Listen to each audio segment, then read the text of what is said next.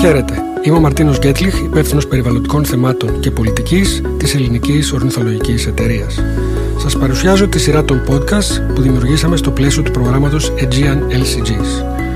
Θα μιλήσουμε με ανθρώπους που είναι μέλη τοπικών συλλόγων, οι οποίοι θα μας πούν τις εμπειρίες τους, τον τρόπο που ενδιαφέρθηκαν για το περιβάλλον, καθώς και τα προβλήματα που ενδεχομένως αντιμετώπισαν στην προστασία του, στο τοπικό περιβάλλον του νησιού τους. Ο σημερινός μας καλεσμένος είναι ο Γιάννης Μακρυδάκης από το Επιμελητήριο Περιβάλλοντος και Πολιτισμού Χίου. Γιάννη, τι ήταν αυτό που σε έβαλε σε αυτό που αποκαλούμε χώρο της προστασίας του περιβάλλοντος, τόσο του πολιτιστικού όσο και του φυσικού? Δηλαδή, πώς και γιατί ασχολήθηκες με το περιβάλλον και την προστασία του? Προσωπικά ασχολήθηκα σε ηλικία, μόλις τελείωσα το πανεπιστήμιο και επέστρεψα μετά το στρατό, επέστρεψα στο νησί, που ένιωσα μια ανάγκη να γνωρίσω καλύτερα τον τόπο και τους ανθρώπους του. Οπότε γνωρίζοντας τον τόπο, γνωρίζοντας το φυσικό περιβάλλον, τις ομορφιές του, τη διαφορετικότητα των τοπίων του, ένιωσα την ανάγκη να ενδιαφερθώ. Υπήρχαν διάφορα πολιτικά ζητήματα τότε με διάφορα έργα αναπτυξιακά που κατέστρεφαν διάφορες περιοχές και γνώρισα τους ανθρώπους του Συλλόγου Οικολογίας Περιβάλλοντος, δικτυώθηκα μαζί τους και έτσι ξεκίνησε όλη η ανασχόλησή μου, γιατί ήταν μια βαθιά ανάγκη εσωτερική, ας πούμε, να μην δω να καταστρέφονται τοπία και οικοσυστήματα που είχα γνωρίσει και που με ενέπνεαν. Μάλιστα. Και από τη δικιά σου εμπειρία στη μικρή κοινωνία ενός νησιού, ποιες ήταν οι αντικσοότητες και τα προβλήματα που αντιμετωπίσατε και ο σύλλογος, αλλά και εσύ προσωπικά σε κάθε επίπεδο, στο προσωπικό, κοινωνικό, οικονομικό, πρακτικό?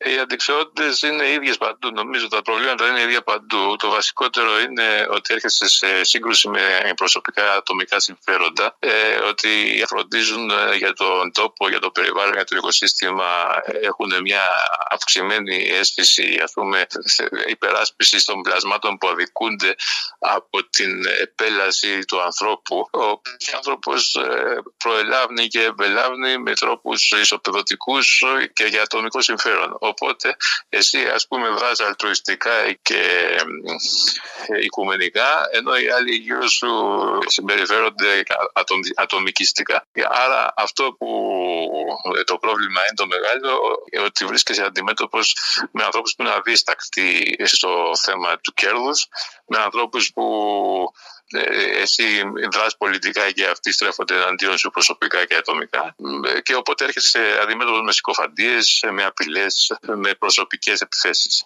Αλλά και βέβαια έρχεσαι αντιμέτωπος με ένα σύστημα ολόκληρο, το οποίο με νόμους και με κρατικές παρεμβάσεις και με την πολιτική όλη αυτή την αναπτυξιακή που έχει υιοθετήσει εδώ και χρόνια του καπιταλιστικού καταναλωτισμού ή του καταναλωτικού καπιταλισμού ή του νεοφιλελευθερισμού, όπως θέλουμε το λέμε, τα ίδια, έχει απότερο στόχο να καταστρέψει τα πάντα, να ισοπεδώσει τα πάντα, με σκοπό το βραχυπρόθεσμο κέρδος, τις κινήσεις των κεφαλαίων και τα συμφέροντα των κάποιων λίγων να κάνουν τις δουλειές.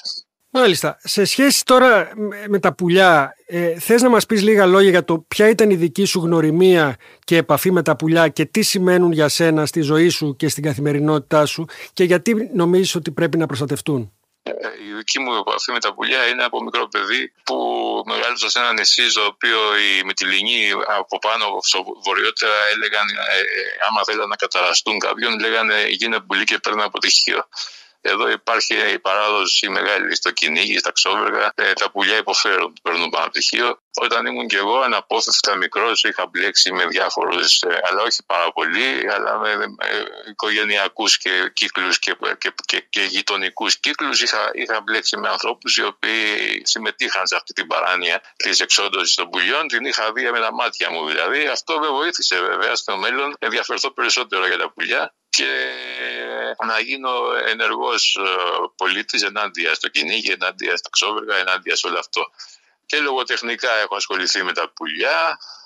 Στο βιβλίο του Θεού το μάτι, ουσιαστικά ο τίτλος του βιβλίου περιγράφει τα πουλιά. Ο ήρωάς μου, ο λαϊκός τύπος, ο πρωταγωνιστής του βιβλίου, σε κάποια ας πούμε σκηνή του έργου μιλάει και λέει ότι τα πουλιά είναι η συνείδησή μας, είναι του Θεού το μάτι από πάνω μας. Και αυτό πιστεύω. Ακράδαντα το πιστεύω. Ότι είναι συνείδησή μας τα πουλιά, είναι του Θεού το μάτι που μας κοιτάει από ψηλά. Γι' αυτό δεν είναι τυχαίο αυτό που μας λέγανε μικροί όταν ήμασταν, η μαμά μας, η γιαγιά μας, όταν κάναμε μια σκανταλιά και τη μάθαιναν, μας έλεγαν ότι ένα πουλάκι μου το είπε. Οπότε λογοτεχνικά το συνδύασα έτσι, αλλά μ' αρέσει να το πιστεύω ότι είναι του Θεού το μάτι τα πουλιά από πάνω μας. Γιάννη, σε ευχαριστούμε πολύ. Παρακαλώ, να είστε καλά.